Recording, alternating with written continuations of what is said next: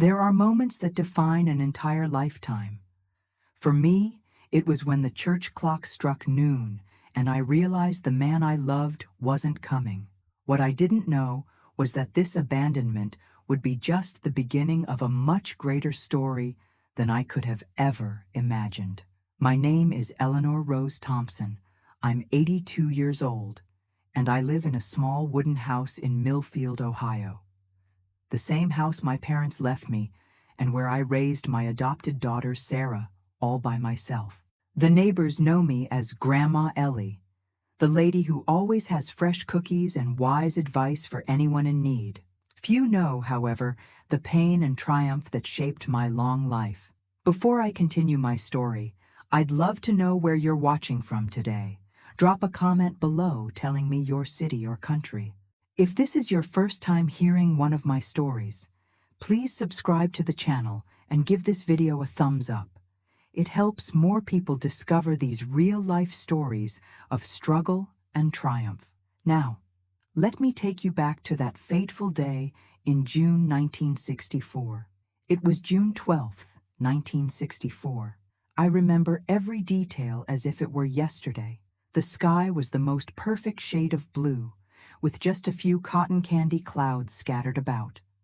The kind of day every bride dreams of. I was 21 years old, full of hopes and dreams, and about to marry Richard Miller, the handsomest boy in Lawrence County. We had been sweethearts since high school, and after he returned from his military service, he proposed with a small diamond ring that had belonged to his grandmother. I woke up that morning in my childhood bedroom, surrounded by my 3 bridesmaids, my sister Judy and my 2 best friends, Margaret and Dorothy.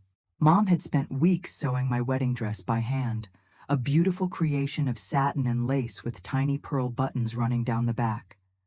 It had taken nearly an hour just to fasten all those buttons, but when I looked in the mirror, I felt like a princess from a fairy tale. "You're the most beautiful bride this town has ever seen," my mother said, tears welling in her eyes as she placed my grandmother's veil on my head. Dad stood in the doorway, unusually quiet, his eyes glistening.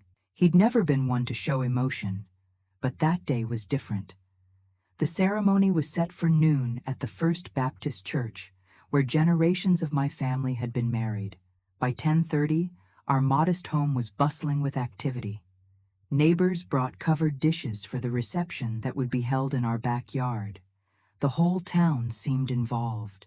That's how it was in small communities back then. Everyone knew everyone, and a wedding was a community celebration. At 11:15, my father's old Chevrolet was polished to a shine, decorated with white ribbons to take me to the church. My bridesmaids climbed into another car with my mother, their pastel blue dresses carefully arranged not to wrinkle. Dad and I would follow in a few minutes. "You still have time to back out, Ellie," Dad said quietly as we stood alone in the living room. I laughed, thinking he was making one of his dry jokes. "Daddy, I love him," I replied, straightening his tie. "I know you do, sweetheart. I just want you to be happy." There was something in his eyes I couldn't quite read. Later, I would wonder if he had sensed something I hadn't. We arrived at the church at 11:45. I remember checking the small watch pinned to my bouquet. A gift from Richard.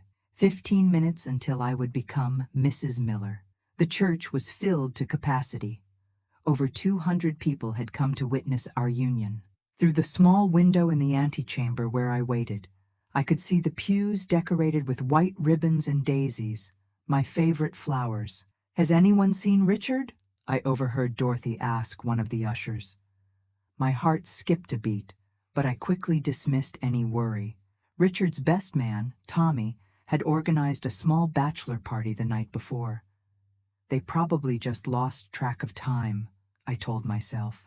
At 11:55, Reverend Wilson came to see me, his expression unreadable. "Eleanor, dear, it seems the groom is running a bit late. Nothing to worry about, I'm sure."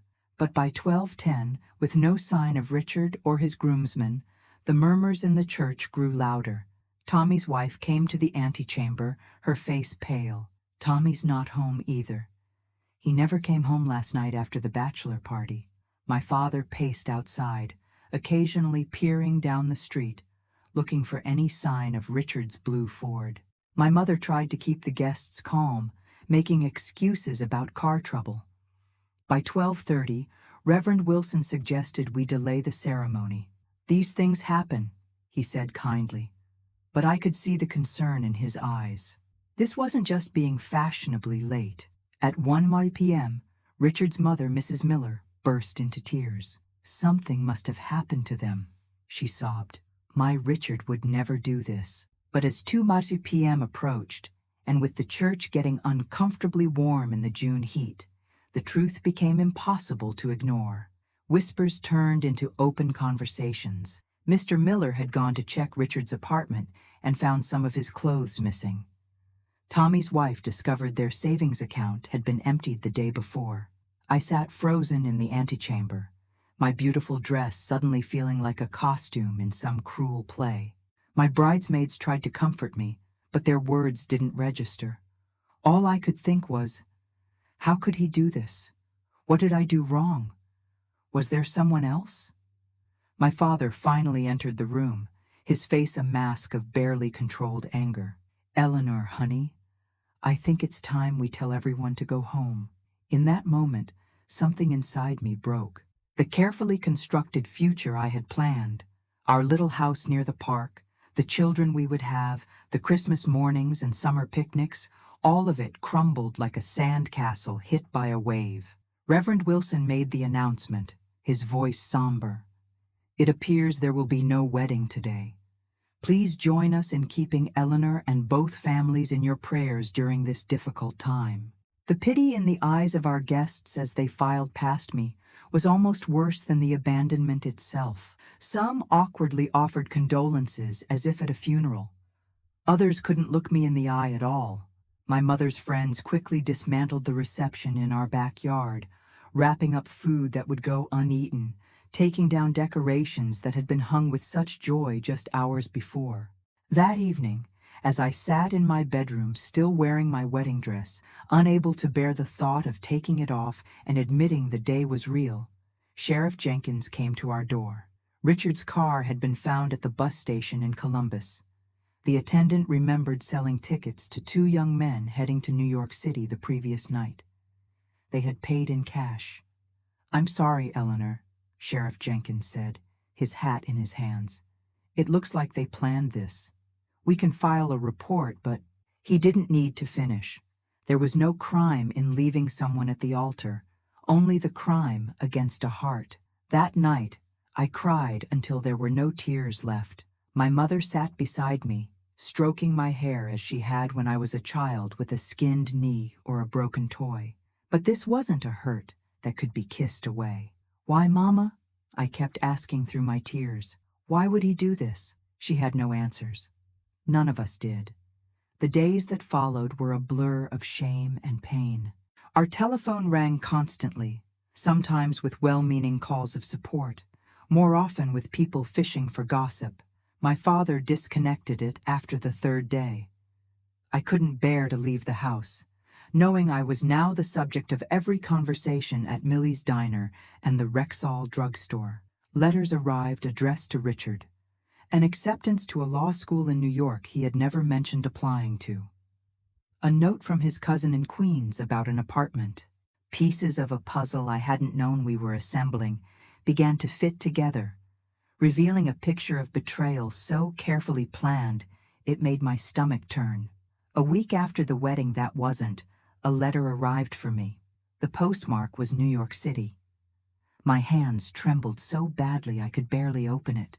"Eleanor," it read in Richard's familiar handwriting. "By the time you read this, I'll be starting my new life. I'm sorry for the pain I've caused, but I couldn't go through with a marriage that would have trapped us both in that small town forever.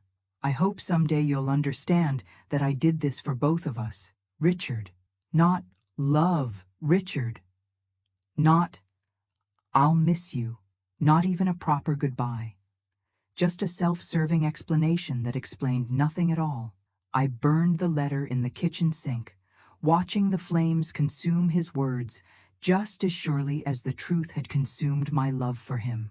It was the first decision I made as the new Eleanor, the woman who would have to build a life from the ashes of the one that had been stolen from her.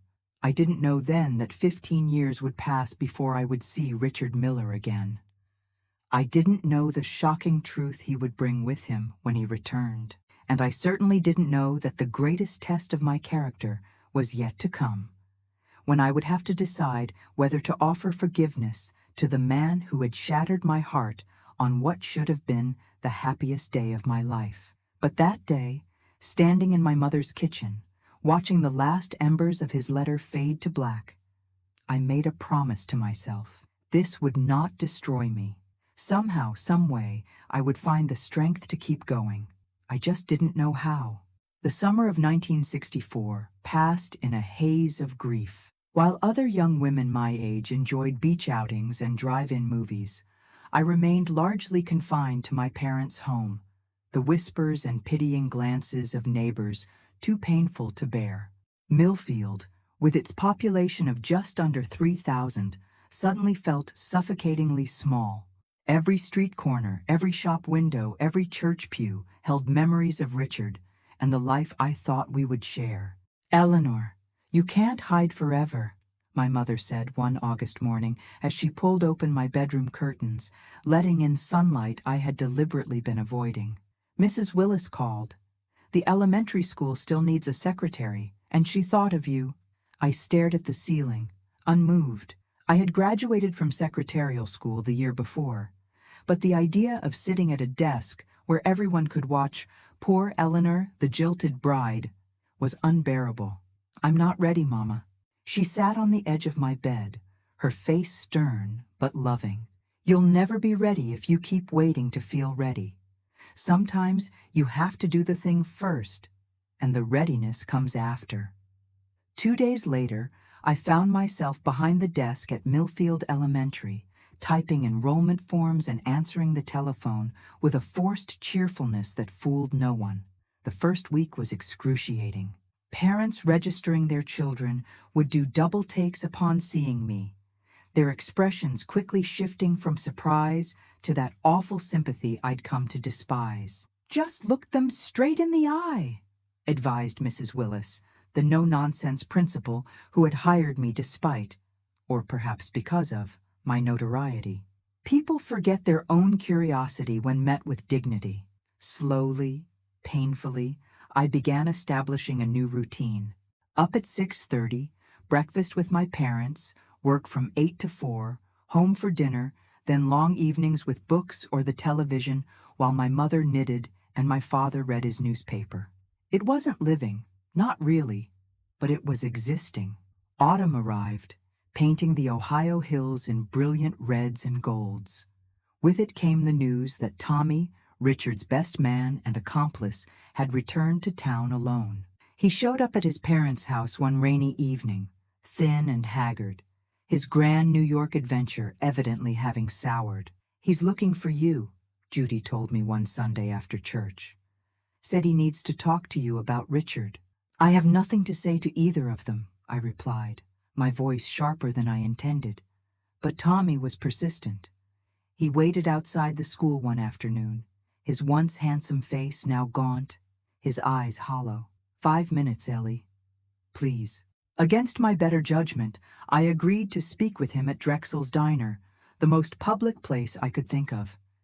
If he had come to offer Richard's apologies, I wanted witnesses. "He's not coming back," Tommy said without preamble, stirring his coffee endlessly. "He's married now. Some girl from a wealthy family. Her father got him into Columbia law." I felt the news like a physical blow, though I shouldn't have been surprised. Of course, Richard had landed on his feet. Men like him always did. "Her family has connections," Tommy continued. "They're setting him up with a position at her uncle's firm when he graduates. He's doing well." "And you?" I asked, surprised by my own curiosity. "Why did you come back?" Tommy's laugh was hollow. "Turns out I wasn't cut out for the big city, or maybe the big city wasn't cut out for me. I ran out of money, couldn't find decent work. Richard, well, his new life didn't have room for old friends from Ohio. I should have felt vindicated by Tommy's failure, but all I felt was tired. Why are you telling me this?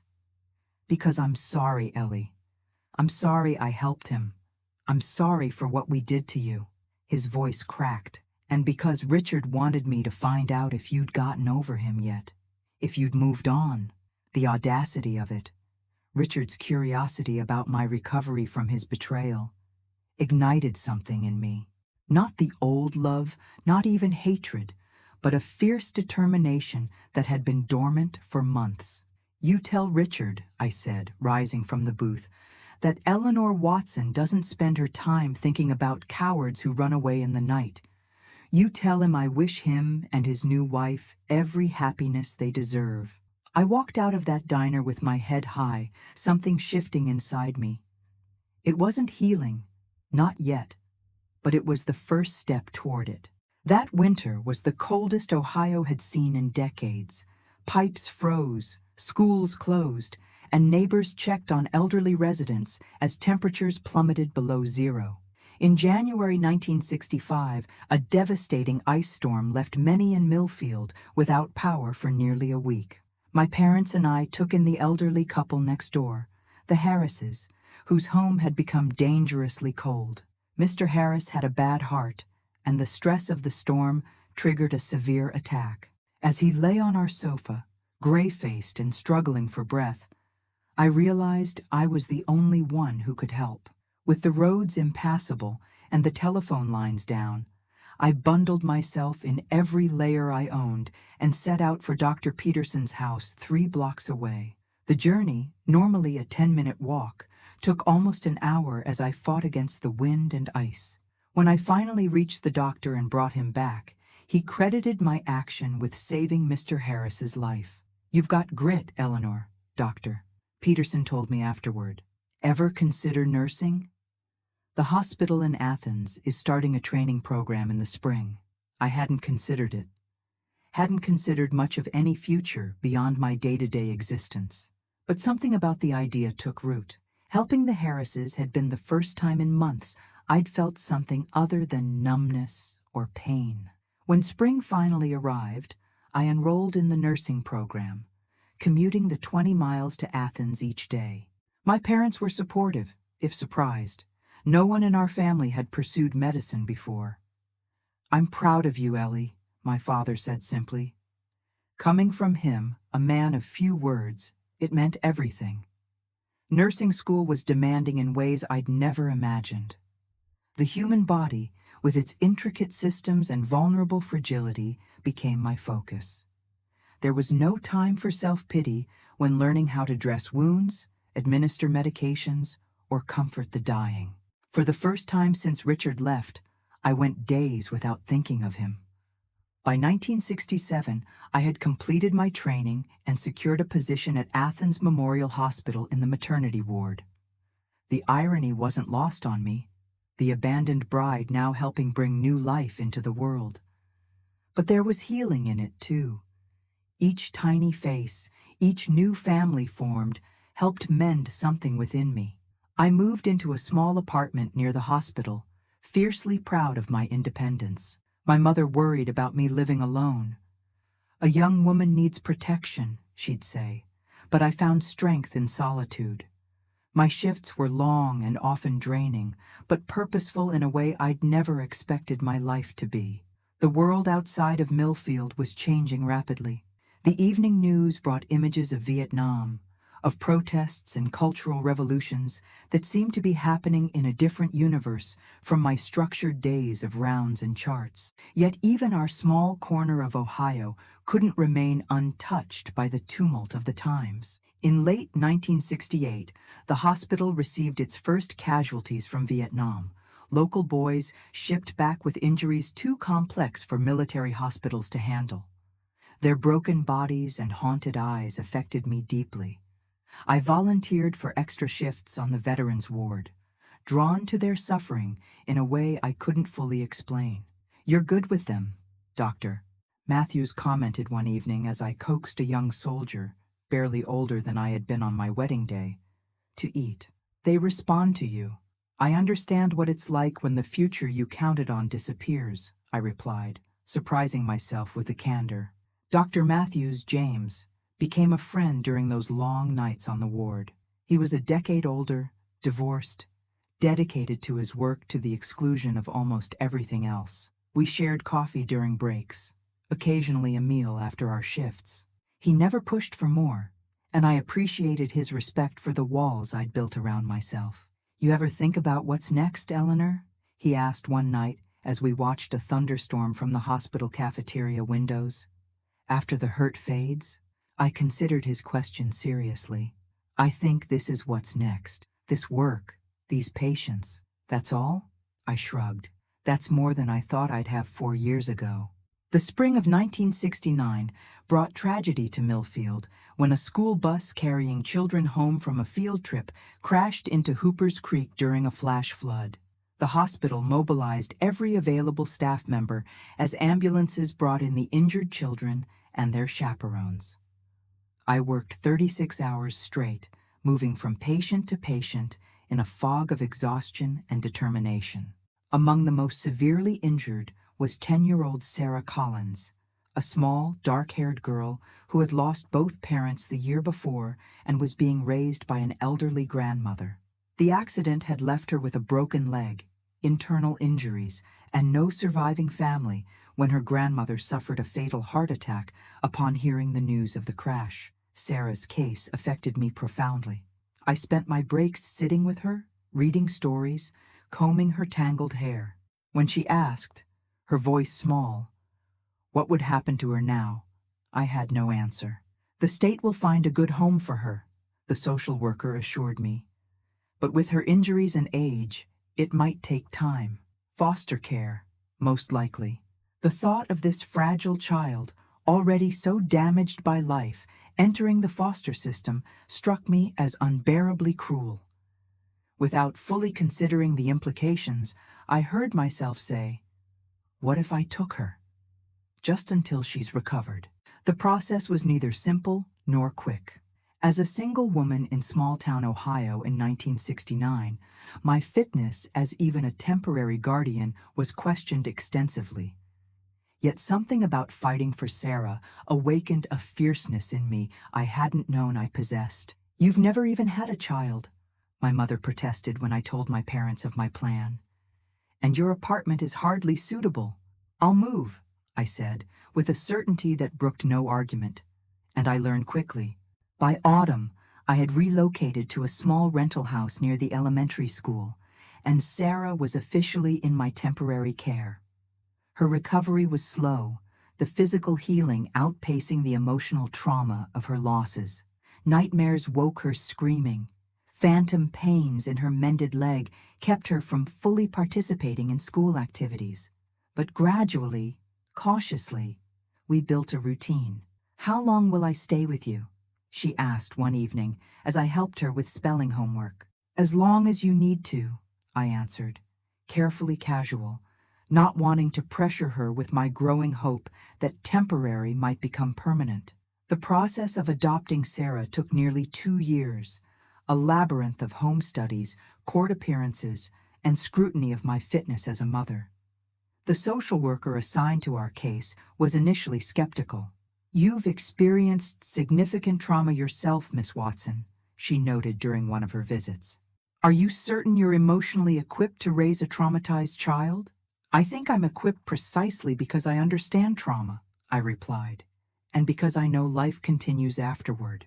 In May of 1971, the adoption was finalized. Sarah Watson, no longer Collins, became legally my daughter, though she had claimed that place in my heart long before. The courtroom was filled with supporters, my aging parents, colleagues from the hospital, even Mrs. Willis from the elementary school. "Well done, Eleanor," James whispered, as we celebrated afterward at a small gathering at my house. "You've created something beautiful from pain." Sarah's presence transformed my life in ways I could never have predicted. Through her, I formed connections with other parents, joined the PTA, hosted sleepovers that filled my quiet house with girlish laughter. The whispers about "poor Eleanor left at the altar" gradually faded, replaced by "Sarah's mom" or Nurse Watson. The years passed with the rhythm of a child growing. School concerts, science projects, first crushes, teenage rebellions. I continued working at the hospital, eventually becoming head nurse of the maternity ward. My relationship with James evolved into a deep friendship that occasionally verged on something more, though neither of us seemed willing to risk defining it further. By 1979, Sarah was 20, a sophomore in college, studying education with plans to become a teacher. My parents had both passed away, leaving me their house in Millfield, which I kept but rented out, preferring to stay in the home where Sarah had grown up. Life had settled into a pattern I found satisfying, if not exactly exciting. And then, on a rainy April afternoon as I returned home from a shift at the hospital, I found him sitting on my porch steps, older, grayer at the temples, but unmistakably Richard Miller. 15 years after he had disappeared from the church, the man who had broken my heart had returned to Millfield, and with him, a truth that would shake the foundations of the life I had so carefully rebuilt. I stood frozen at the bottom of my driveway, rain plastering my nurse's uniform to my skin, my umbrella hanging uselessly at my side. 15 years had changed him, silver threaded through his once jet-black hair, lines etched around his eyes. But I would have recognized Richard Miller anywhere. The boy who had haunted my dreams and shaped the course of my life sat on my porch steps, his expensive suit soaking in the April downpour. "Hello, Eleanor," he said, rising slowly as if his body ached. His voice was deeper than I remembered, carrying the polished accent of New York's elite that had replaced his Ohio drawl. 1,000 emotions crashed through me, shock, anger, curiosity, and underneath it all, a strange sense of calm. I had imagined this moment countless times in those early years, rehearsed cutting speeches that would bring him to his knees with remorse. But standing there, water dripping from my hair into my eyes, I felt only a dull surprise at my own composure. "You're trespassing," I said flatly, walking past him to unlock my front door.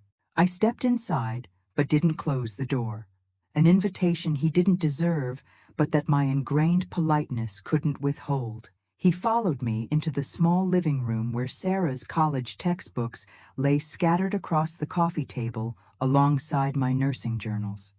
His eyes took in the modest furnishings, the framed photographs of Sarah from infancy to graduation, lingering on a recent Christmas picture of the two of us laughing by the tree. "Your daughter?" he asked, gesturing toward the photos. Yes, I didn't elaborate. Whatever his reason for appearing after 15 years of silence, he hadn't earned the right to Sarah's story.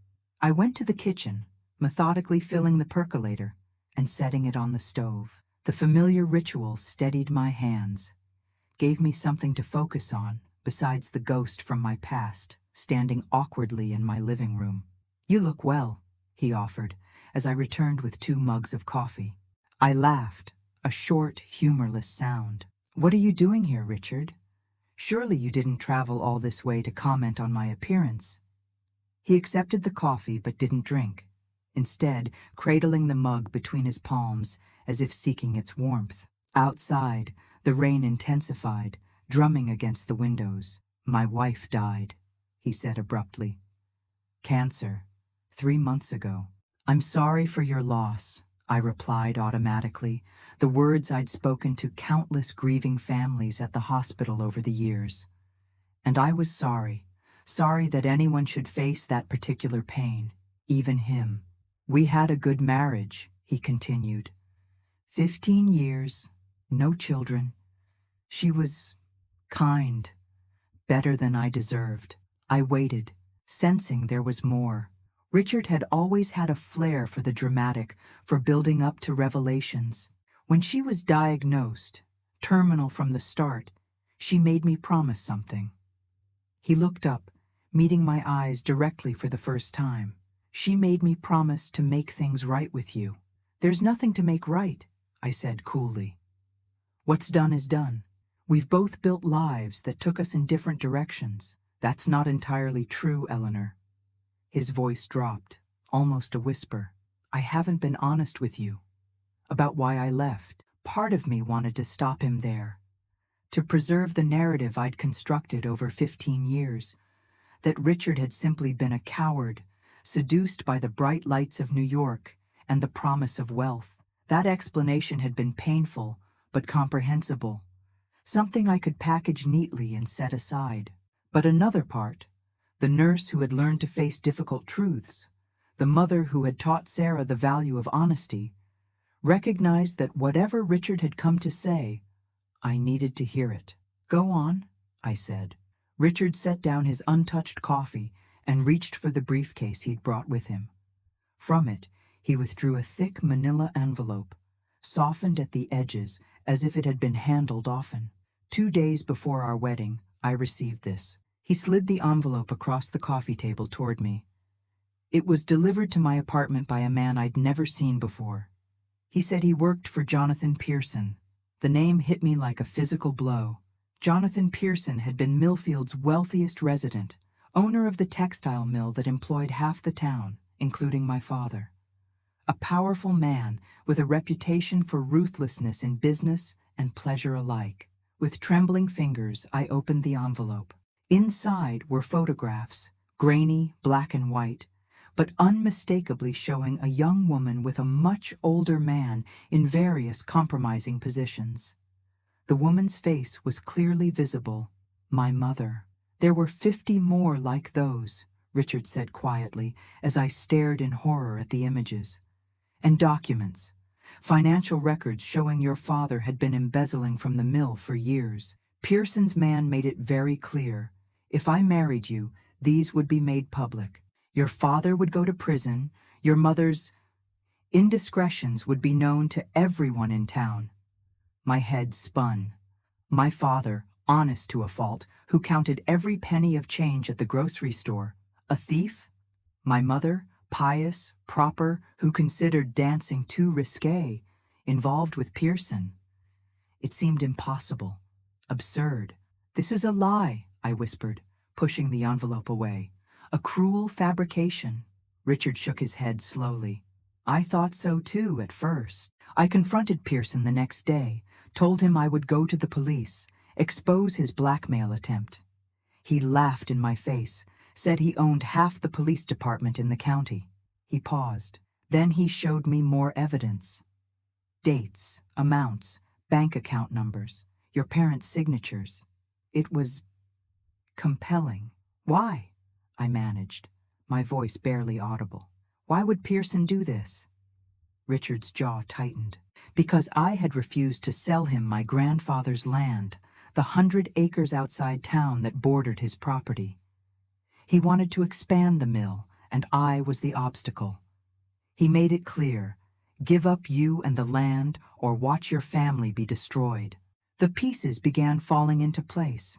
My father's sudden retirement from the mill just months after my failed wedding, the way my mother had withdrawn from church activities, their insistence on moving to Arizona for her health in 1966, where they had lived quietly until their deaths. You could have told me, I said, anger finally breaking through the shock. We could have faced it together. Pearson was explicit about that. If I warned you or your parents, he would release everything immediately. I had less than 48 hours to decide. Richard's voice cracked. I convinced myself I was protecting you. That a clean break, even a cruel one, was better than watching your family name dragged through the mud. Your father imprisoned. Your mother. He couldn't finish. So you ran, with Tommy. Richard nodded. Tommy was never supposed to be part of it. He caught me packing, demanded answers. When I told him, he insisted on coming with me, said he couldn't face you knowing the truth. And the letter? That self-serving garbage about not being trapped in a small town? Pearson's idea. He said it would help you hate me, make a clean break. Richard's laugh was bitter. He was right about that, at least. Silence fell between us, heavy with 15 years of consequences from decisions made in desperate haste. Outside, the rain had stopped, leaving only the rhythmic dripping from the eaves. "Why now?" I finally asked. "After all this time, why come back with this?" "Because Pearson is dead. He died 6 weeks ago." Richard leaned forward. "And because on her deathbed, my wife made me promise to tell you the truth. She said—" His voice faltered. "She said no one should live their whole life believing they weren't enough when the truth was something else entirely." I stood abruptly, needing distance, movement. My world had tilted on its axis. The past I thought I understood suddenly revealed as a carefully constructed lie. What did this mean for the narrative I'd built around my abandonment? The strength I'd found in overcoming it? "Eleanor, there's more." I turned back to him, wondering what possible revelation could follow what he'd already shared. After Pearson died, I went to his office, searched his files. I found this. From the briefcase, he withdrew another envelope, newer than the first. "The photographs of your mother were staged, professional models made to look like her through retouching. The financial documents were forgeries, expert ones, but forgeries nonetheless." I sank back into my chair. "What are you saying?" "Your parents were innocent. Of everything. Pearson fabricated all of it to manipulate me." Richard's face was ashen. "I gave up our future based on lies." The room seemed to spin around me. All those years of pain, of rebuilding myself from the shattered pieces he'd left behind, all because of a powerful man's greed and a young man's fear. "Get out," I whispered, my voice deadly quiet. "Eleanor, please." "Get out!" I screamed, the force of it tearing at my throat. 15 years, Richard. 15 years I spent believing I wasn't enough, that something was fundamentally wrong with me, that the man I loved had found me so lacking he couldn't even face me to say goodbye. He stood, gathering his briefcase with shaking hands. "I'll leave the envelopes. All of it. You deserve to have the proof." At the door, he paused. "I'm staying at the Millfield Inn for a week, if you want to talk more. After you've had time." When the door closed behind him, I collapsed onto the sofa, my mind reeling. The foundation of my adult life, the abandonment that had shaped me, the strength I'd found in its aftermath, suddenly felt built on shifting sand. If Richard had been protecting me rather than rejecting me, what did that mean for the woman I'd become? I don't know how long I sat there, lost in the implications of his revelations, before the front door opened again and Sarah's voice called out, "Mom? Why is there a strange man sitting in his car outside our house crying?" Sarah, my anchor, my redemption. Whatever truths Richard had brought with him, they couldn't change the most important reality of my life, the daughter who had healed me in ways I hadn't known I needed healing. "It's a long story," I said, wiping my eyes and attempting a smile. "A very long story." That night, after Sarah had gone to bed, I sat at the kitchen table with both envelopes before me. The fabricated evidence that had destroyed my wedding day. The proof those fabrications were lies. 15 years of my life, redirected by malice and deception. I thought of the path I hadn't taken. Marriage to Richard, perhaps children of our own, a life in the small house we'd planned to buy near the park. Would I have become a nurse? Would Sarah have found her way to me? The telephone rang, startling me from my reverie. It was nearly midnight, too late for casual calls. "Eleanor?" James's voice was concerned. "I just got off shift and heard Richard Miller is back in town. Are you all right?" The genuine worry in his tone brought fresh tears to my eyes. This was my life now, a career I loved, a daughter who was thriving, friends who truly cared for me. Would I have had any of it if Richard hadn't left? "He came to see me," I admitted. "It's complicated. He had his reasons, James, ones I never imagined." "Do you need company? I can be there in 20 minutes. I considered the offer. James had been my steadfast friend for a decade, always there when I needed support, never pushing for more than I could give. "No, but thank you. I need time to think." to process. After hanging up, I returned to the envelopes. With deliberate movements, I gathered the photographs, the forged documents, the proof of their falsehood, and carried them to the fireplace. One by one, I fed them to the flames, watching as the lies that had shaped 15 years of my life curled and blackened and finally disintegrated into ash. The truth, I realized, was both simpler and more complex than the story I'd told myself. Richard hadn't rejected me. He'd been manipulated into believing he was protecting me. My parents hadn't been the people I thought, but neither had they been the people Pearson painted them as. And I had built a life on the foundation of an abandonment that was both real in its impact and false in its motivation. As the last document turned to cinders, I made a decision. Tomorrow, I would go to the Millfield Inn. Not to forgive Richard. I wasn't sure forgiveness was possible for 15 years of absence. But to understand, to hear the full story, to learn what had become of the boy I had once loved enough to marry. And perhaps, in that understanding, I might find a way to reconcile the woman I had become with the woman I might have been, and discover they weren't as different as I had always believed. The Millfield Inn hadn't changed much since its construction in the 1920s. The same faded burgundy carpet in the lobby, the same oak registration desk polished to a high shine, the same slightly musty smell that greeted me as I pushed through the revolving door. The elderly clerk recognized me immediately. "Nurse Watson, is everything all right?" His concern was genuine. In a town this size, the head maternity nurse typically only visited the inn when a guest had taken ill. "Everything's fine, Mr. Chambers. I'm here to see Richard Miller. Could you ring his room, please?" His eyebrows shot up, but to his credit, he said nothing as he dialed the room. Small towns have long memories, and my abandoned wedding was still the stuff of local legend. 5 minutes later, I sat across from Richard in the inn's nearly deserted tea room, a pot of Earl Grey between us growing cold. He looked as if he hadn't slept, dark circles beneath his eyes, his usually immaculate appearance slightly disheveled. "I didn't expect to hear from you so soon," he admitted. "Or at all, honestly." I wrapped my hands around my teacup, drawing strength from its warmth. "I burned the envelopes last night, all of it." Alarm flashed across his face. "But the proof?" "I don't need proof, Richard. I've lived with one version of the truth for 15 years.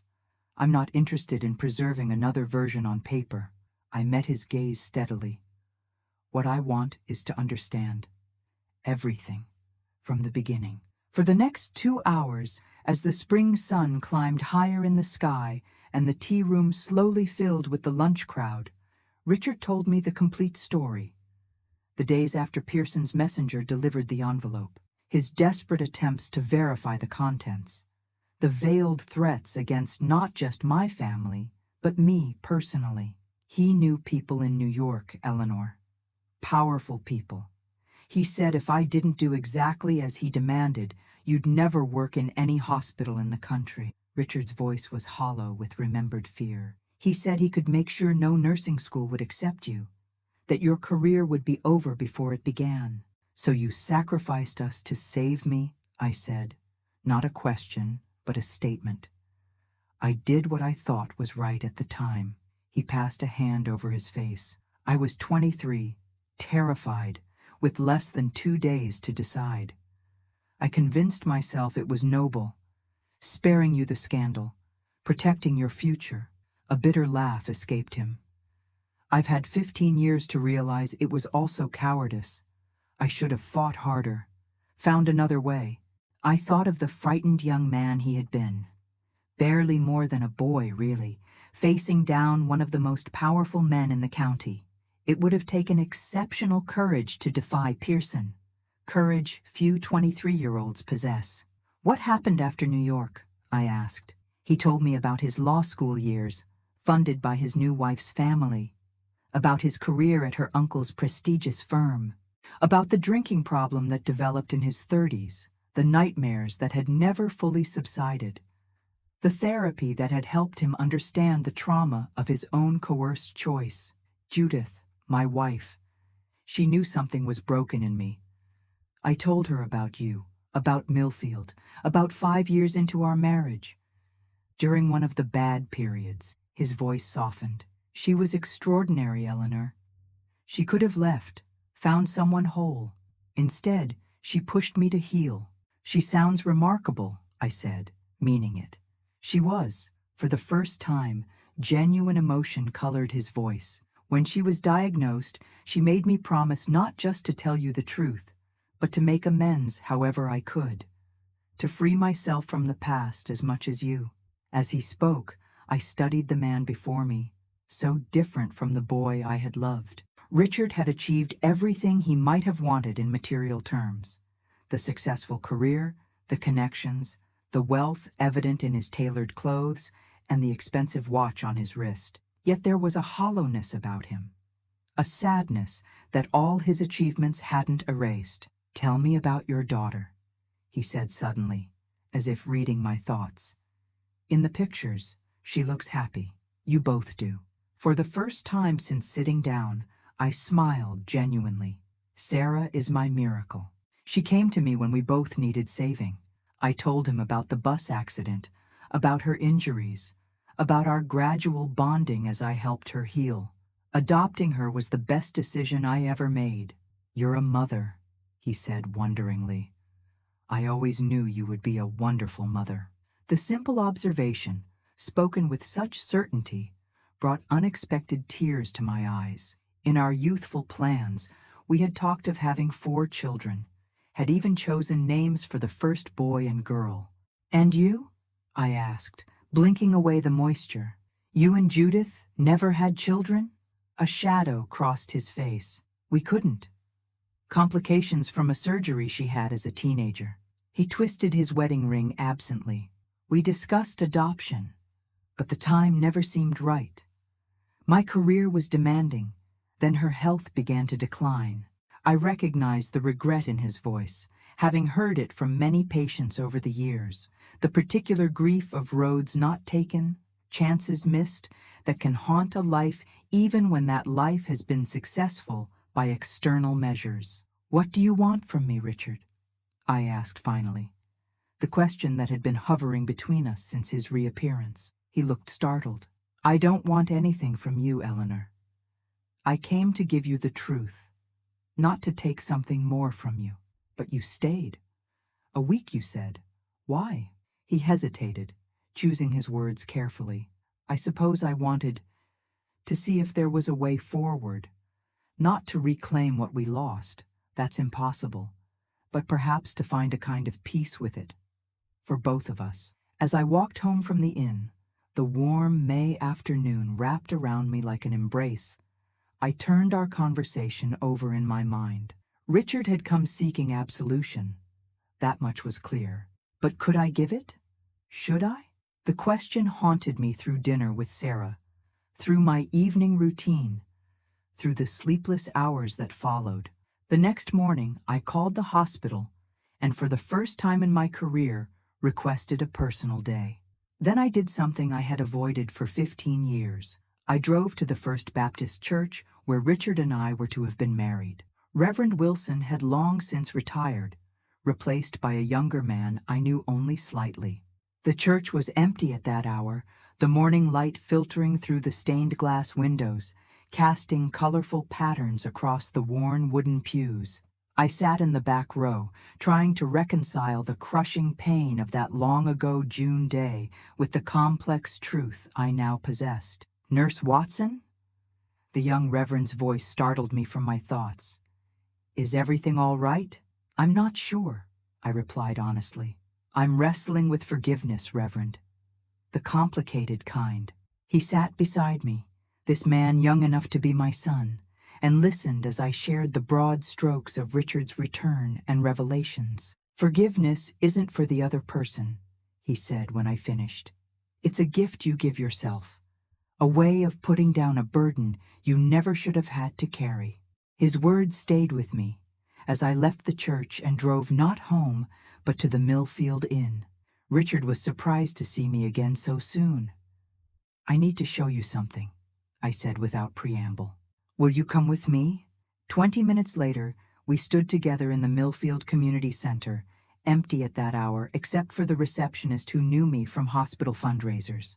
"What are we doing here?" Richard asked, bewildered, as I led him down a hallway lined with photographs and newspaper clippings. "Looking at what grew from our broken wedding," I replied, stopping before a large framed photo from 1972.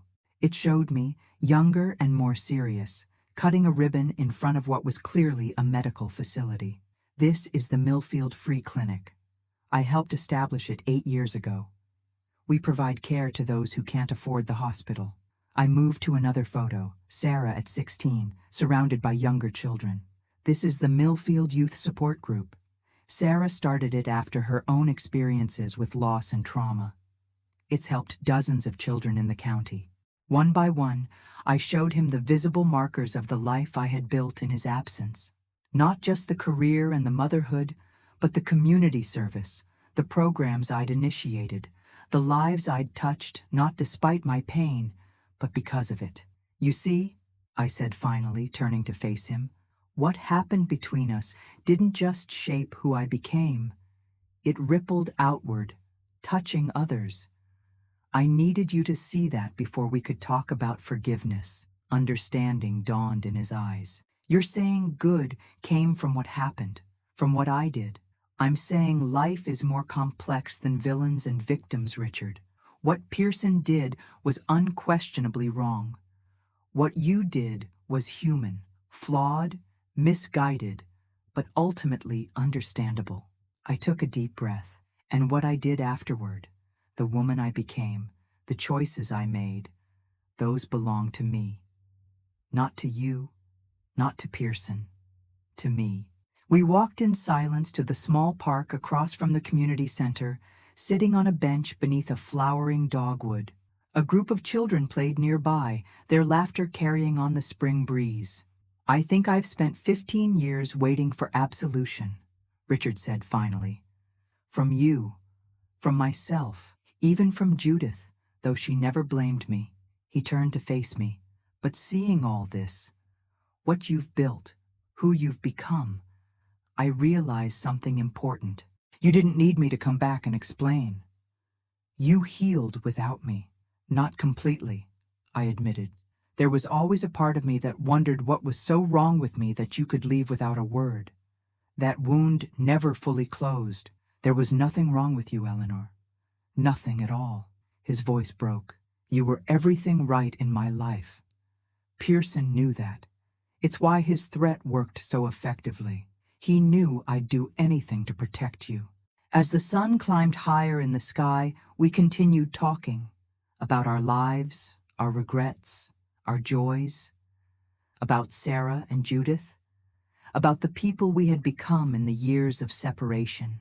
Not the boy and girl who had planned to marry, but the middle-aged adults who had weathered life's storms separately. "What will you do now?" I asked as afternoon shadows lengthened across the park. "Return to New York?" He shook his head. "I resigned from the firm after Judith died. Sold our apartment." A small smile touched his lips. "I still own my grandfather's land outside town. Pearson never got it in the end. I thought perhaps I might build something there. A retreat center, maybe, for veterans or troubled youth." He glanced at me. "If the town would accept such a thing." Accept me. The idea took root immediately in my mind.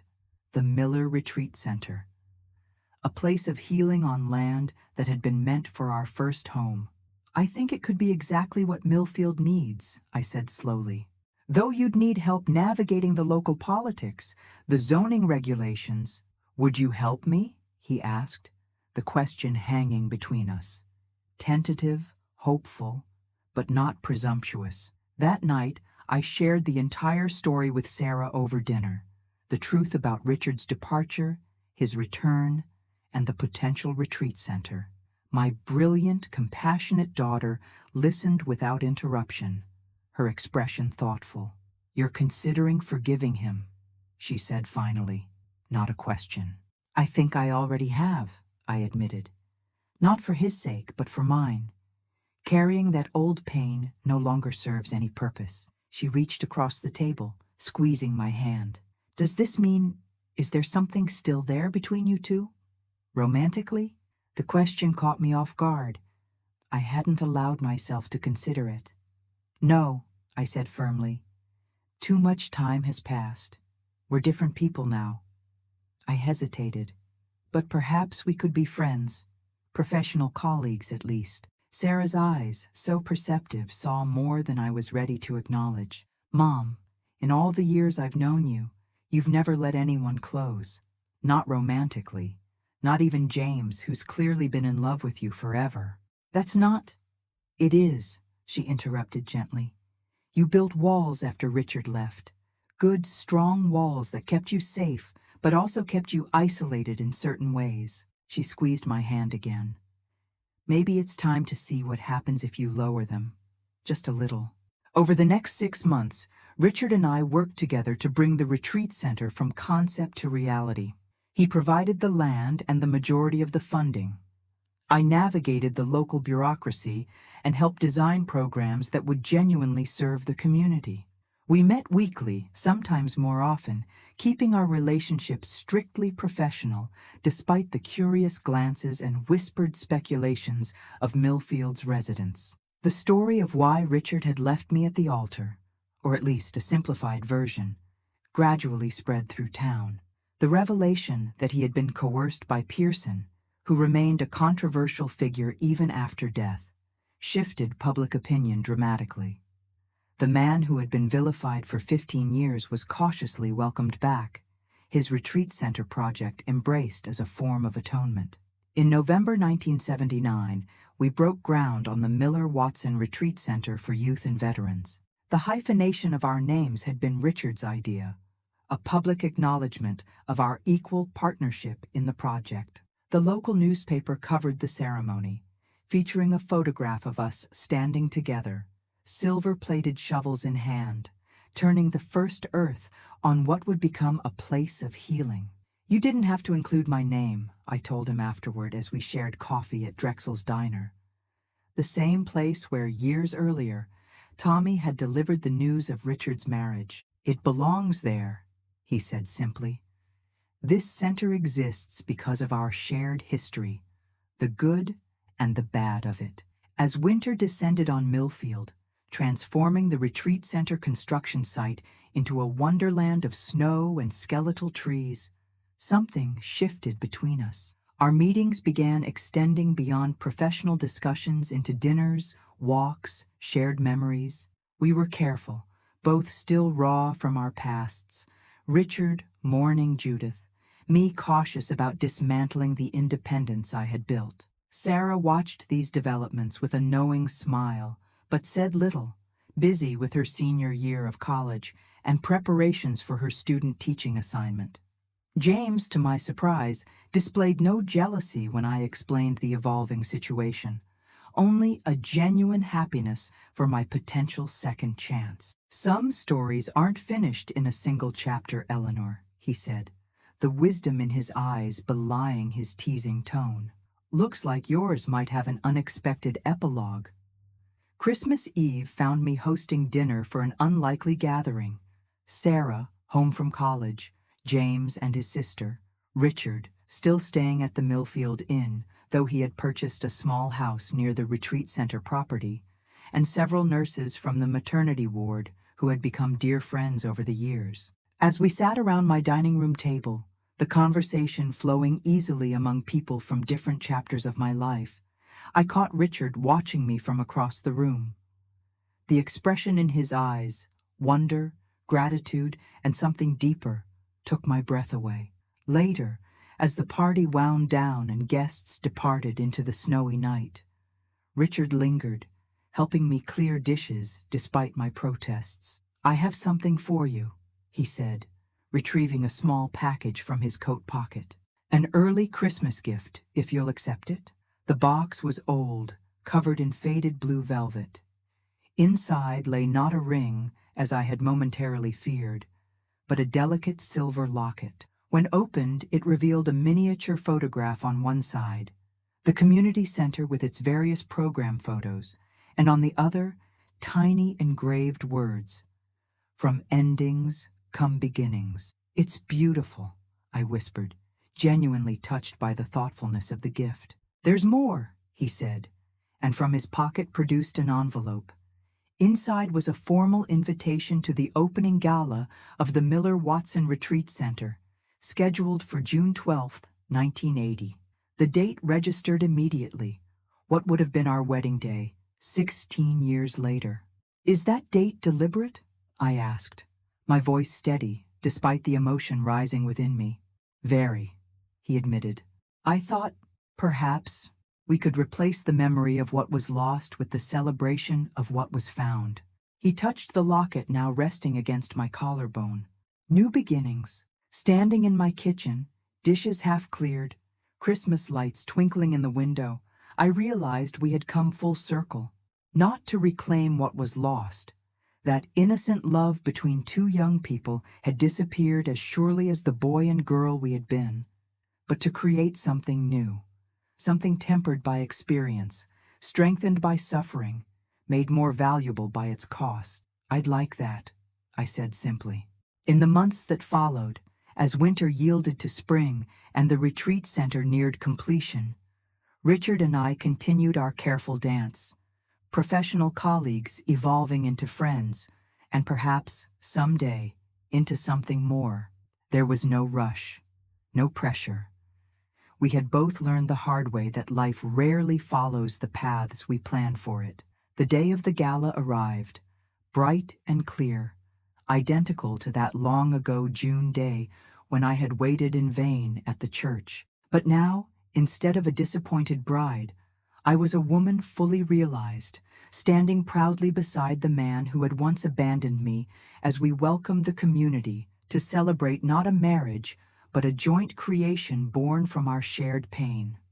Sarah, resplendent in a blue dress nearly the same shade as my long-ago bridesmaids had worn, served as hostess, charming potential donors and community leaders with her natural warmth. James came as my friend, genuinely supportive of the new path opening before me. The retreat center itself, with its rustic yet elegant design, expansive grounds, and carefully designed therapeutic spaces, exceeded even our ambitious vision. As the evening drew to a close, Richard took the small stage we had erected for the occasion. The crowd quieted, champagne glasses raised in anticipation of a final toast. 16 years ago today, he began, his voice steady despite the emotion visible in his eyes. I made the biggest mistake of my life, a choice born of fear and manipulation that hurt the person I cared for most deeply. Murmurs rippled through the crowd. Many knew our story, but hearing it acknowledged so publicly was unexpected. But standing here tonight, looking at what has grown from that painful seed, this center, yes, but more importantly, the extraordinary woman Eleanor became, the lives she has touched, the community she has served, I can't help but marvel at how our darkest moments can lead to the greatest light. He raised his glass. To Eleanor Watson, whose capacity for growth, for service, and ultimately for forgiveness made this night possible. And to all of you who have supported her journey and now this center. May it be a place of healing for generations to come. As applause filled the room, our eyes met across the crowd. In that moment, I understood the true meaning of forgiveness. Not a dismissal of past wrongs, but an acknowledgement that pain, properly channeled, can transform into purpose. That relationships broken beyond repair can still yield unexpected fruits. That sometimes, the longest journeys lead us not back to where we started, but to where we were always meant to be.